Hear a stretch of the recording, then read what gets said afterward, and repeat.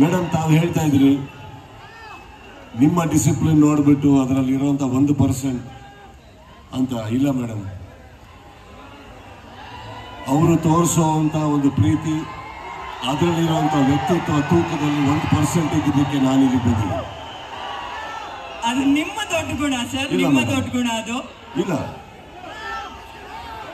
ಅಭಿಮಾನಿಗಳು ನಮ್ಮ ಪ್ರತಿಬಿಂಬ.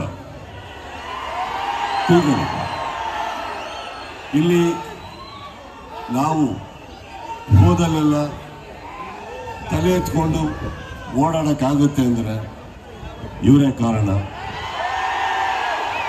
ಯಾವತ್ತು ನಾವು ಸಂಪಾದನೆ ಮಾಡಿರುವಂಥ ನಮ್ಮ ಹೆಸರಿಗೆ ಕಳಂಕ ತರುವಂಥ ಯಾವ ಕೆಲಸ ಇವ್ರು ಮಾಡಿಲ್ಲ, ಮಾಡೋದಿಲ್ಲ.